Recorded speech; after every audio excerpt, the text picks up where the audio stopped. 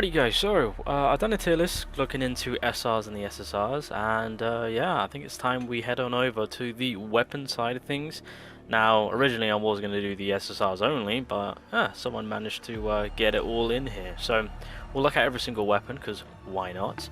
So straight off the bat, I think the best way to kind of handle things to go away, if you look at the tier list and the way I've kind of done things, you see R right there, and I think you guys know where I'm going to go with this. So obviously with the rare weapons, what I suggest and what I recommend, and something that I've done, is for the most part, I've always maxed out a single copy of the rare weapons, and then whenever I get dupes, you want to salvage them, and let me show you guys why.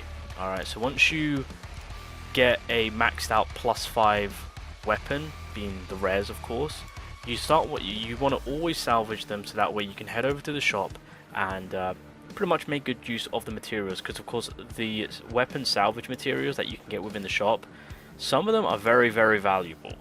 So if we head over to the weapon materials exchange, so that way I can show you guys, obviously you get 2 of these, which I mean I've already gotten 1, but obviously with these materials it's SRs. But so if you do sell the rares, it's going to be the silver blocks, but you need 8 of these to work on an SSR weapon, so that's going to be vital. Of course, you've got this item right here will help out in awakening your or limit breaking, should I say, your weapons to like level 60, 80.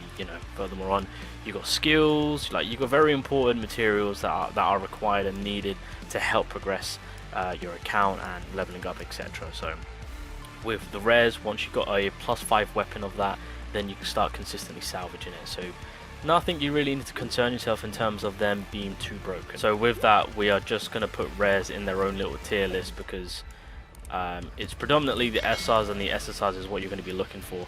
I mean, I myself, truth be told, I do run some of the rares, as you've seen. So that's why I always say, always have a full 100% completed copy of the rare for you to use. And then at that point, once you consistently start getting dupes, just start salvaging them and breaking them away. But clearly you want to prioritize, SRs and SSRs over the rares, unless you don't have enough dupe, and stat wise it's just, well, no, stat wise at times SR might be a little bit more better, but anyway, you guys get the idea. So we'll leave rares at the bottom in their own little category. Let's just kind of forget that they're there, right? They've got their own business. So let's focus on the SSRs and the SRs, of course. So truth be told, with the SRs being for all the hunters, I mean, to be honest, in terms of what these weapons are doing, it's very simple. So of course the shield is giving you decreased damage taken from boss monsters. You got the staff that always falls in line with QTE skills. So when using the QTE, your power gauge is charged up by 4.5%. Then you got the weapon weakness attribute damage increaser.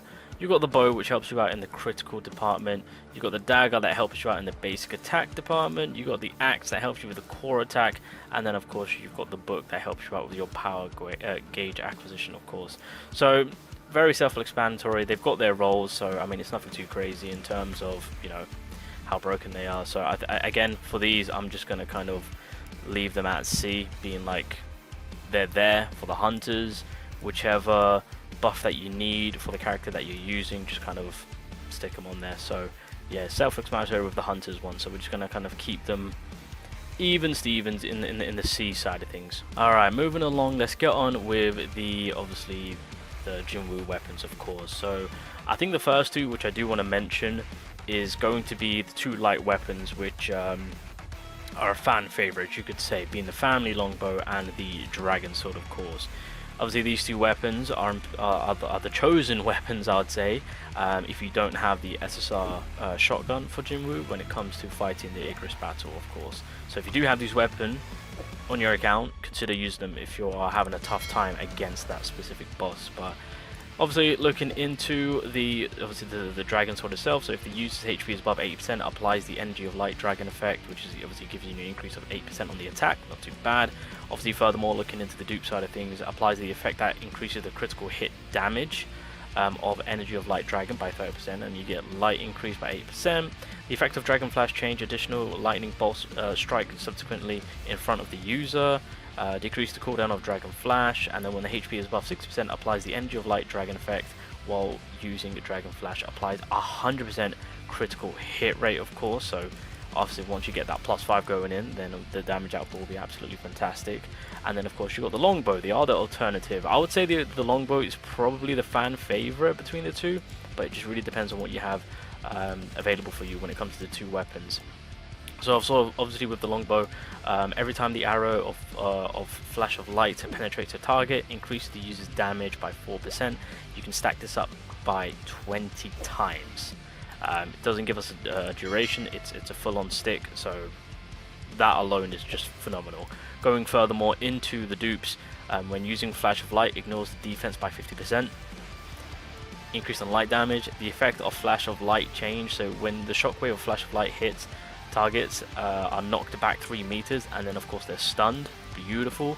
Decrease the cooldown of flash of light by 15%, and then finally on the maxed out dupe, increases the damage of all attacks by 25% to stun targets. Now, just in general, if we're just kind of looking at each of these weapons without any dupes, I guess the best way you can kind of look at it is that the longbow is 100% going to be the choice to go with, and then of course I would say second it would be the dragon sword.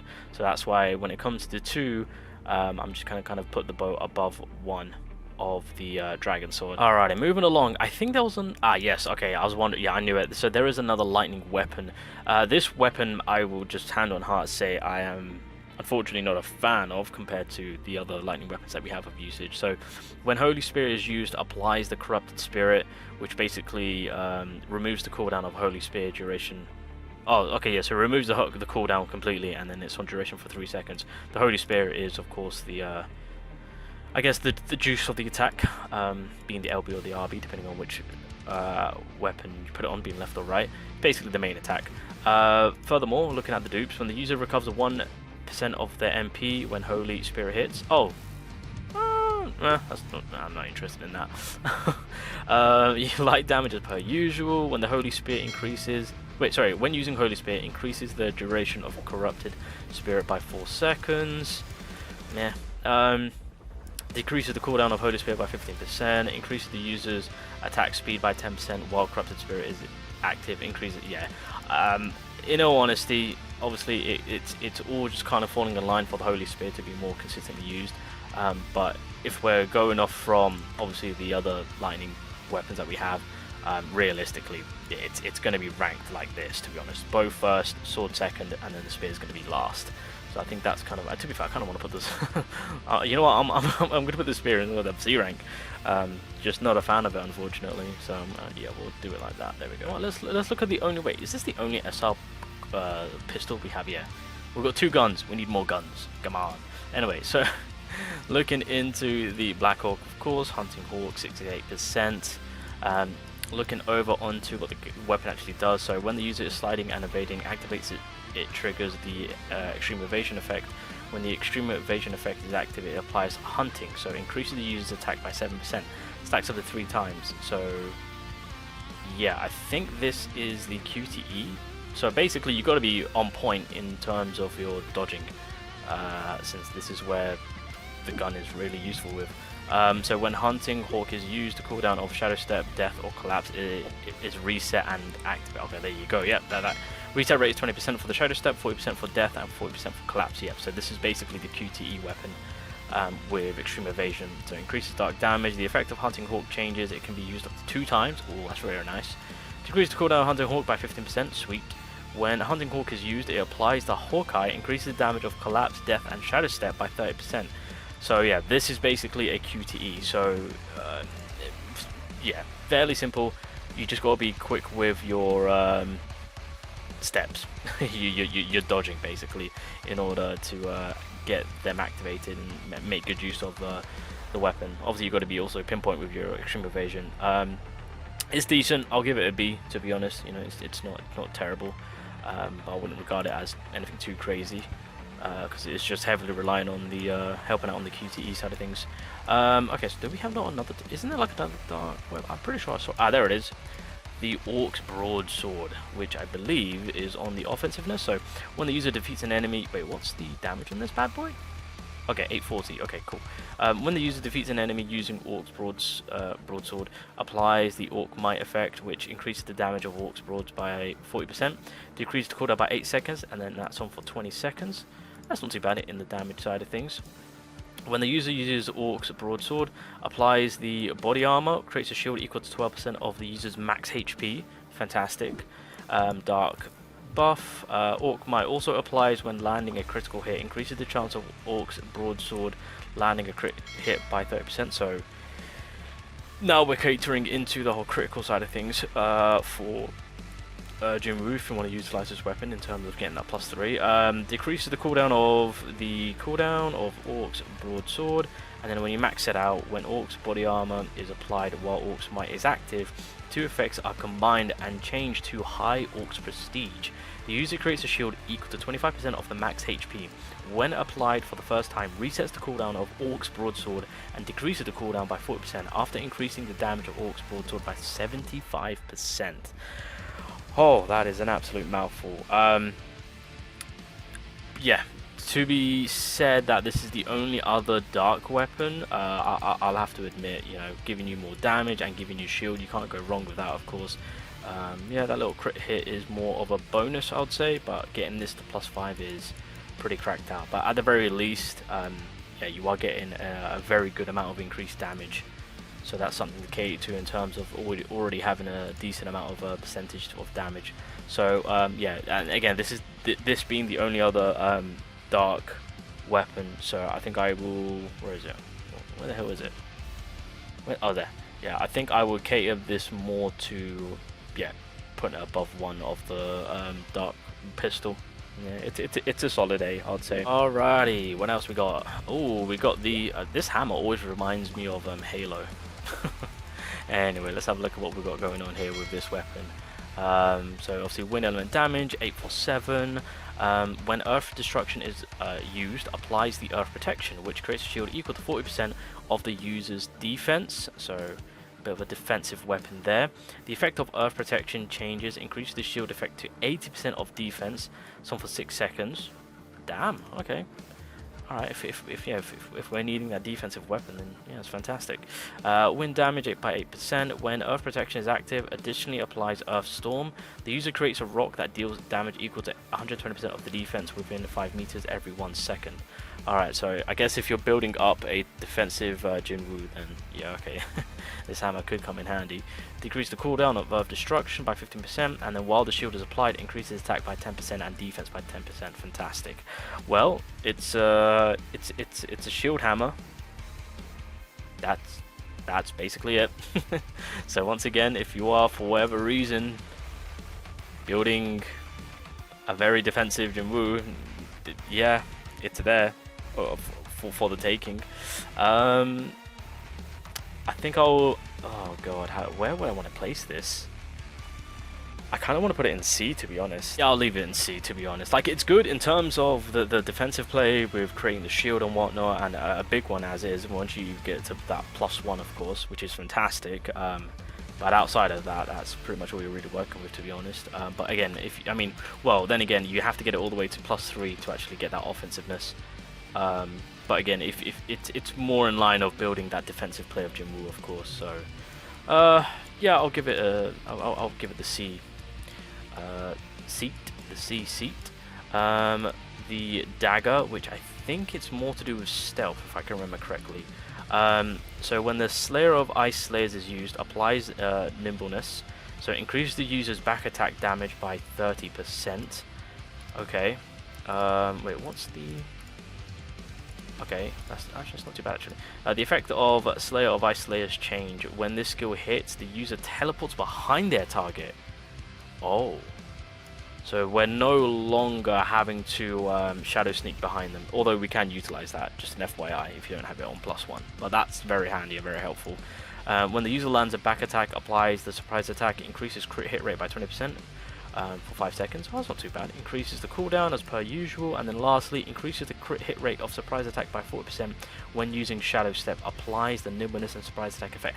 Oh wow. Okay, yeah, that +5 is that is beautiful. Okay, not too bad of a dagger, especially with obviously having to be kind of perfect in terms of being able to shadow sneak. But yeah, that first dupe really does help you out tremendously. So once we're kind of behind the enemy, we are really making good use of getting a good chunk of damage off, to be honest. So yeah, for a wind weapon, I would say that is a solid A, to be honest. That is a very, very solid in terms of backstabbing the enemy, if you want to say that.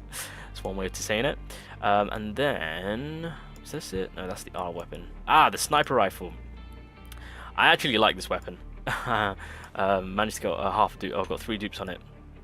But I decided to get rid of one of the dupes. It would have been +4, but I do like the sniper rifle. Yeah, Secret Bullet is the main attack, 1138%. So if Secret Bullet hits when there are no targets within a 5-meter range, increases uses damage by 75%.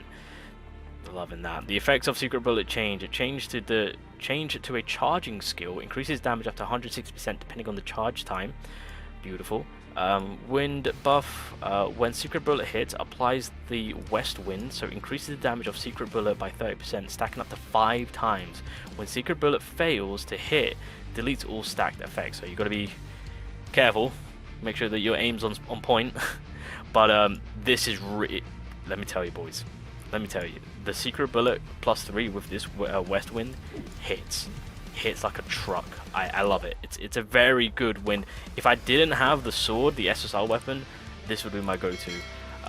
When landing a crit hit with Secret Bullet, decreases the cooldown by 9 seconds. So yeah, questionable +5, to be honest, because again, it does cater to having to have the crits up.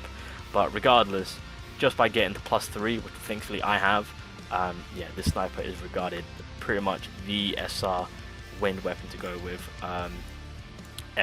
Love it. Fantastic of a weapon. If you get it to +3, fantastic. Even if you don't, even if you just get it to just its regular form, yeah, a very, very good long range wind weapon to use if that's something that you're in need of course. Okay, so that is the sniper itself. What else we got? Is that all the wind weapons done? I think that is. Beautiful. Okay, so we've got the dagger done. Okay, we've got the fire. Is there anything else? Is it just fire left? And then we've got the SSRs. Alright, the fire weapons. Let's take a little gander. Well, should we start with the best? Let's start with the best, which is the orb. So I've got this to +5. I can get one more dupe, so I will get to +6. This is probably, in my opinion, the best one compared to the others. So with this fire weapon, it works off from his purgatory, of course. So good damage, but it really does stack up. And what I mean by that is increases the damage of purgatory by 50% and increases MP consumption by 10%. Don't care. Put it up. Put up the consumption. This weapon is just insane. So first dupe, when the user enters the stage, you already get a 20 stack of Raging Black Flames, and it also increases the cooldown of purgatory by 5 seconds.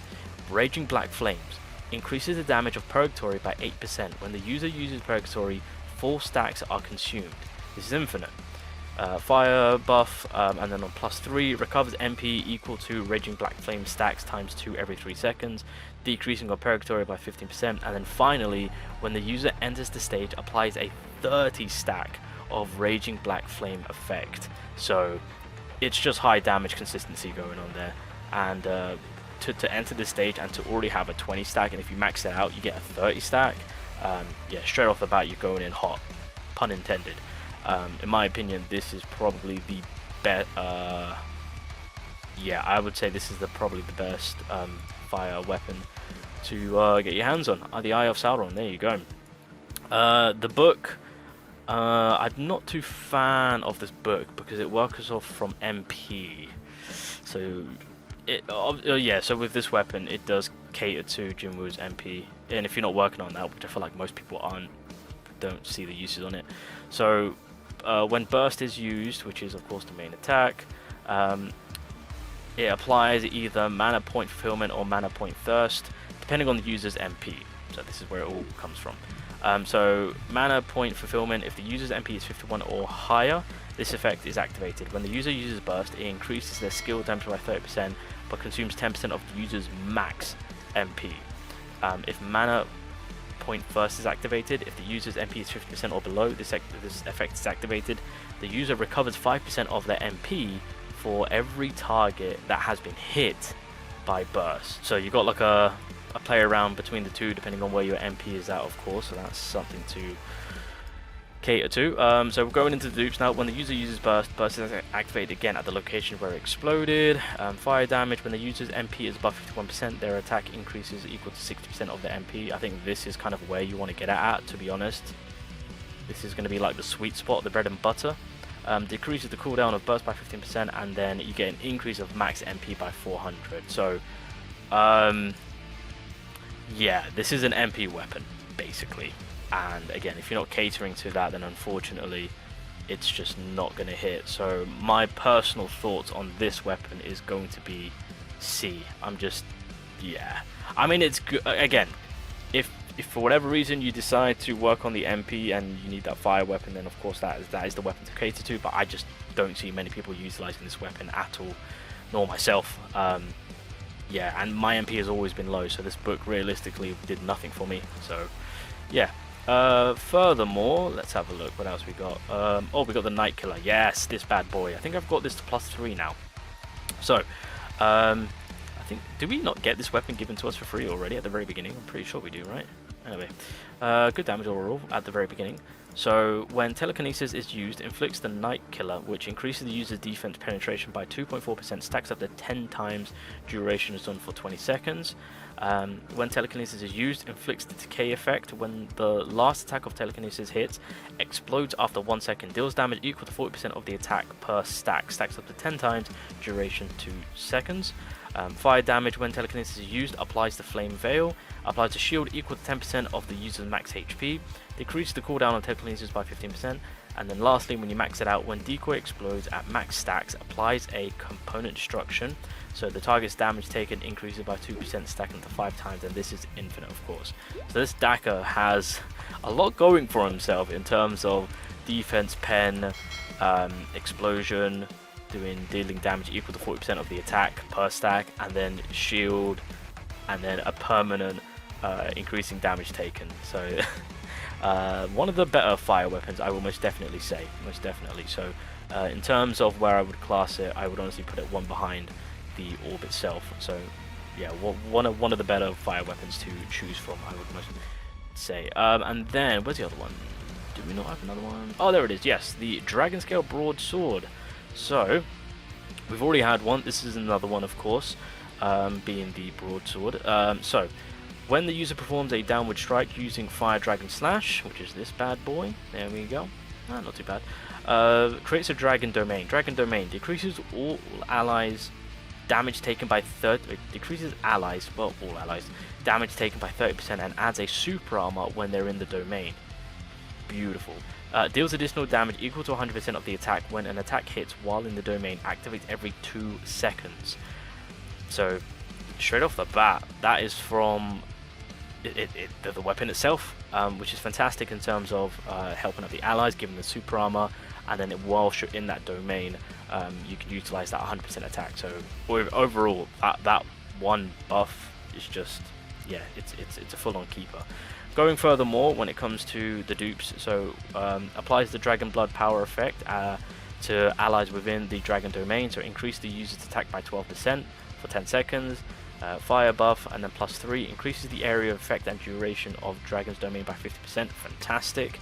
And then when you max it out, when the user uses Fire Dragon Slash within Dragon's domain, increases damage by 100%. So realistically, it's working off from having a set domain around you, and as long as you and your allies are in there, there's a lot going on in terms of the protection that you're getting, as well as the damage that you can dish out, being a lot, of course. And getting that +3 really will help you out, so it increases the area of the effect and duration of Dragon's domain by 50%. And you again, at the very least, the weapon is working beautifully. But if you can get the +3, it really does kick in. So again, another very good fire weapon to choose from. Again, I will class that A rank. Obviously, once you're outside of that domain, it's not exactly the best. Just to clarify that. So it has its usage. Got to be in a specific area. So it does kind of make things a little bit tough in terms of maneuvering around the enemy, so you kind of have to leave the area. So that's the only disadvantage of it all. But yeah, other than that, it's actually, again, up there being really solid. Alrighty, so I think the remaining, before we go into the SSRs, is going to be the water weapon. So we'll start with the Venom Fang, of course, which I'm confident in saying that we get given, right? I believe this is already a weapon that Jungwoo has. So obviously there's a 30% chance to inflict bleed on the target with Villainous Sneak Attack. Obviously the percentage wise it's pretty low, but if it hits, it hits. When Core Attack or Villainous Sneak Attack hits, there's a 30% chance to paralyze. On +3, Kasaka Venom is added to Villainous Sneak Attack, which creates a pool of venom on the ground and deals additional damage. So this is very similar to Emma, the SR character. In her kit, she's pretty much got like a pool that she can apply poison on. And then finally, if you max it out, I think this is kind of where the weapon really does shine. So it applies a Kasaka Deadly Poison effect to the targets when Villainous Sneak Attack hits. So the user deals a damage equal to 75% of the attack every 3 seconds, decreases the target's HP recovery rate by 70%. Realistically, with this weapon, truth be told, it is +5 in it, and where it becomes actually, obviously, the best. With the remaining parts, I mean, it's just additional RNG play. So I wouldn't say it's terrible, but in terms of the other water weapons, I would give it, I'm going to give it a solid B. It's not bad. The spear one is even worse from what I've seen. I could get it. I'm not going to get it though. I'm not a fan of it. When using a basic attack, has a 75% chance to create additional water explosion in front of the user. So if you have the SSR book, it basically does the same thing, to be honest. Basically does the same thing. When using Naga Wave Cutter, creates an additional 3-pronged water explosion. When using a core attack, creates an additional 3-pronged water explosion. When Naga Wave Cutter is used, applies the Naga Guardian, which increases the user's water damage by 50%, increases the user's attack speed by 12%.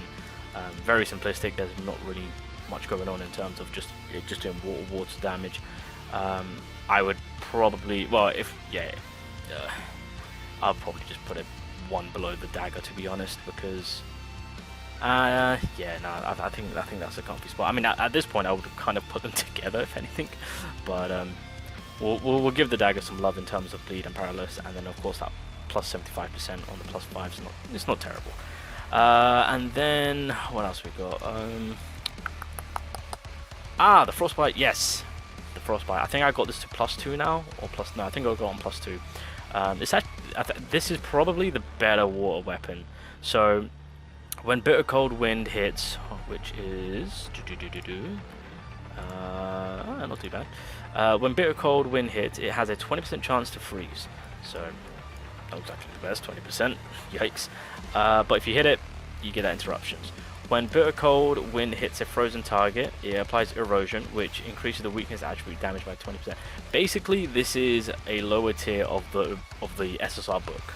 That's basically what it is, especially with the first two, in terms of what the book does. It's basically on par, very similar. Increased water damage. The effects of Bitter Cold Wind change can be used up to 2 times. Decreases cooldown by 3 seconds. So you've got 2 shots of making that freeze count, I guess. Okay, so the cooldown drops. Alright, so on +5 can be stacked up to 2 times with the erosion, so 24%. So yeah, that is basically the book SSR. Yeah, not a bad weapon. I think with how I'm doing things, I think I will do it at like, so C, B, A. So this would be your better water weapon to choose from when it comes to being an SR, of course. So yeah, not too bad, not too bad. It really is just a nerfed version of the book. No cap. But if orange is in your favor, then fair play. Alright, so those are the SRs and how I would rank them in terms of, you know, how good they are and whatnot. Going furthermore now into the weapons themselves, being the SSRs. How would we cater to them? Which ones are the better ones to obviously go for? So the first weapon well, no, we'll start off with the free-to-play weapon, being the Shadow Scythe, of course. So this is one of the better weapons. The game gives you 2 copies for free, so if you're lucky like myself and pull 2 copies, then obviously I am getting this to +3, which means I'll be able to recover HP, which I'm very happy about. So when using Essence Harvest, consumes 5% of your current HP and increases skill damage by 100%. Straight to the point, take away my HP, and then we're doing a ton more damage. Beautiful. Going furthermore on, if the user's current HP is below 70%, then you get an increase in your critical hit rate by 25%. I'll take it. Fantastic. Increasing dark damage +3. When the current HP is below 60%, recovers 0.4% of the current HP with each hit. I'll take it. Again, extremely handy.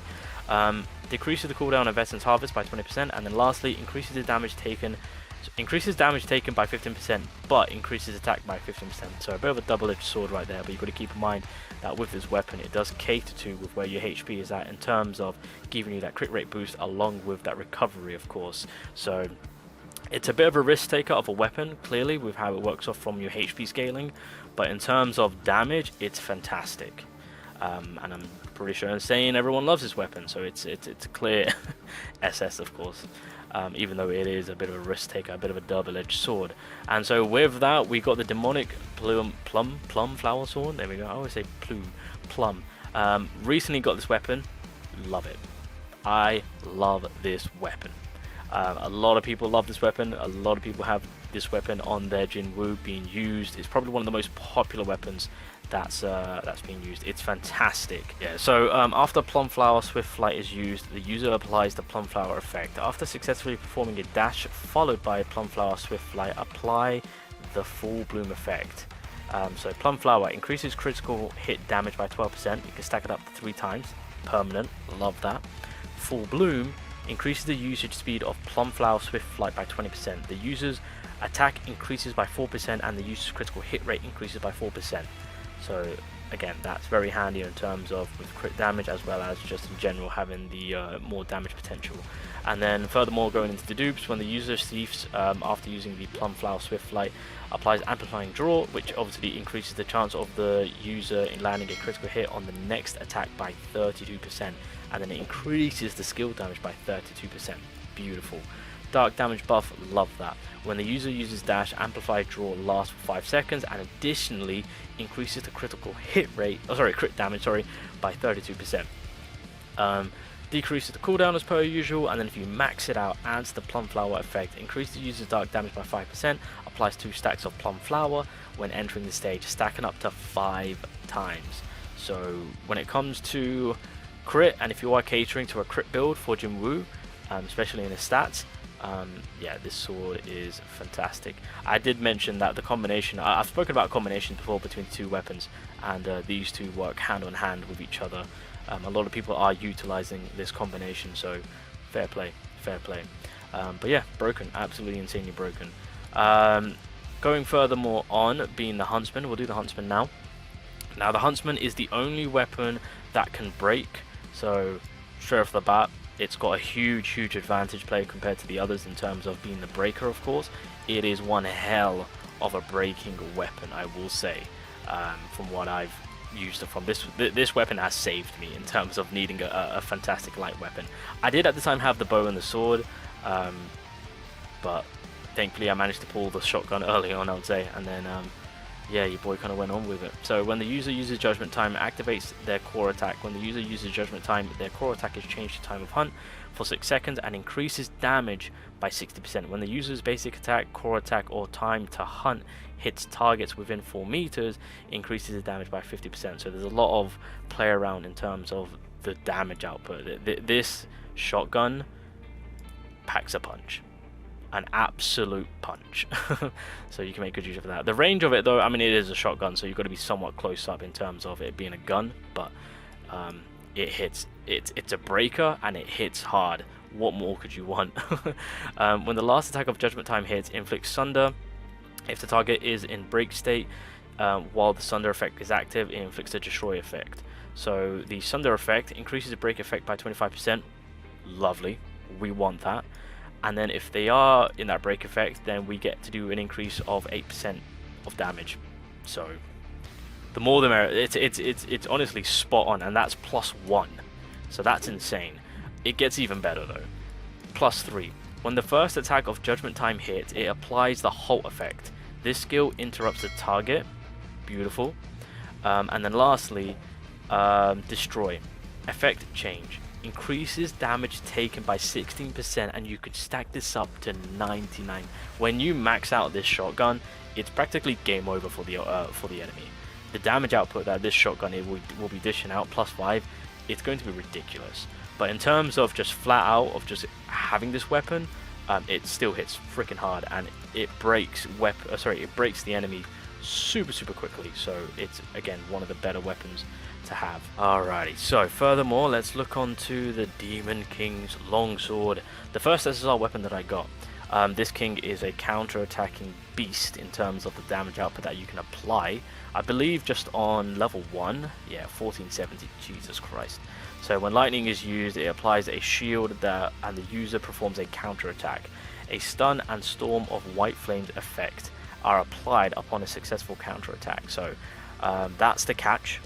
You have to activate the counter-attack in order to get the full package of activating the Demon King longsword. If you don't get the counter-attack, it's not the end of the world, but it's kind of...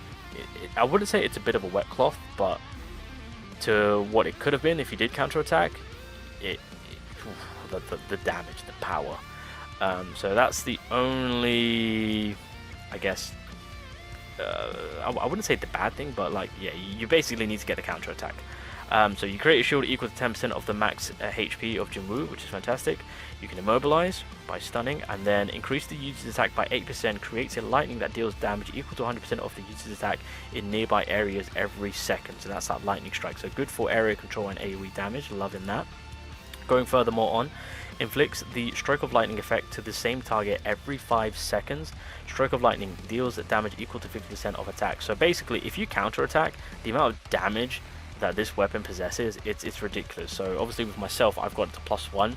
If you get it to +3, this is, in my opinion, the best, because when using lightning, inflicts the storm of white flames effect regardless of successful counterattack, which means the consistency of like the power that this weapon possesses once in that counterattack state, which you don't really need to counterattack anymore, it's going to be too broken. Like at +3, it's broken, like ×2. And then if you max it out, when lightning is used, depending on the success of the user's counterattack, additionally applies either the benediction of the white flames effect or the final thunderbolt, which final thunderbolt applies a successful counterattack, drops a large bolt of lightning around the target and deals damage equal to 500% of the user's attack to nearby targets. And the benediction of white flames applies when counterattack fails, creates a shield equal to 10% of the user's max HP when hit, stuns the target for 2 seconds, activates only once per target. Fantastic.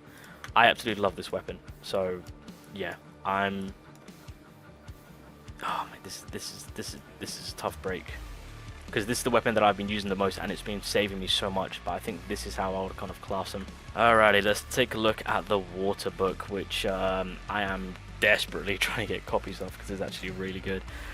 So when water spray hits, has a 100% chance to inflict the cold ice effect, which basically interrupts the target when the effect ends, deals additional damage equal to 10% of damage taken during the duration.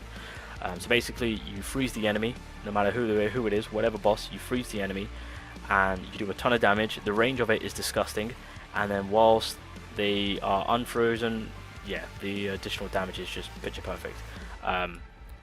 Honestly, just having one copy, no, just by getting the initial copy of this book, it's broken to the absolute T in terms of completely nullifying the enemy. And it kind of gives you that opening time. It also stops them, like if they're airborne or whatever, if they're in the middle of doing some sort of action, 100% frozen. They can't do anything about it. It just overrides everything. This book is insane. If you have it, you know what I'm talking about. But yeah, and bro, the damage. Okay, going into dupes now. Applies a deep erosion, so you get that 24%. So just like the sword is at 12%, but the book goes straight in with the 24%. Beautiful. +3, when the cold ice effect ends, increases the user's additional damage to 20%.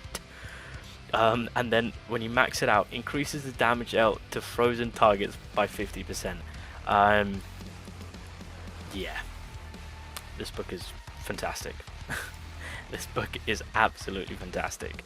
So yeah, I will regard it there, to be honest. Fantastic. And then who's left? Oh, Vulcan's range. Okay, so it's the only weapon that I don't have, but from what I've seen, it's a bit of a slow one. It's a slow burner, but the main seller from this is from the explosion that it applies. So yeah, so final fire of destruction, and what it is that when the user uses fire of destruction, it applies the Vulcan blessing. So applies a shield equal to 5% of the user's attack, and when the user uses basic attack or core attack, it applies the concentration effect, which is when the duration ends or the effect is removed, Vulcan blessing explodes. Deals damage equal to 300% of the user's attack, stacking up to 30 times. When it explodes, it deals additional 6% damage per instance of concentration. When Vulcan blessing explodes, it removes all concentration effect. So this is the seller. So I mean, the weapon itself does a decent amount of damage already, but from what I've seen, it truly is the explosion that can really hit hard and hit home. Like, this weapon does hit hard.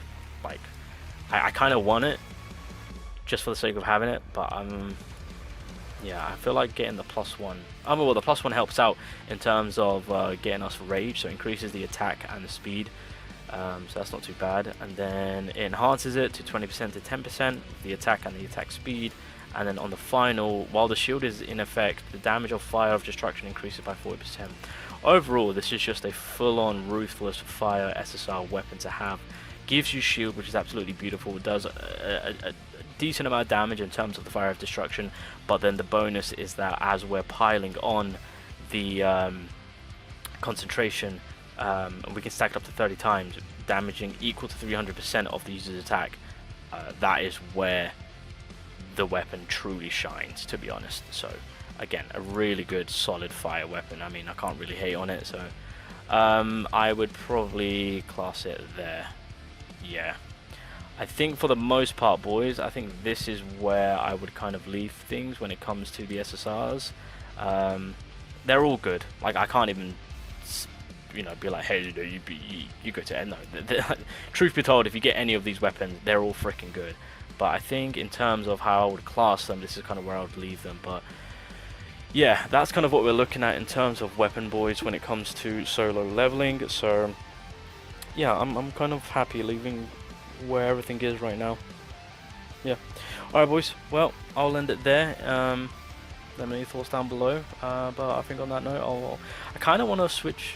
Nah, you know what? No, I'm gonna leave it. I'm comfortable leaving everything where everything is right now. Yeah, I'm cool. I'm leaving it there.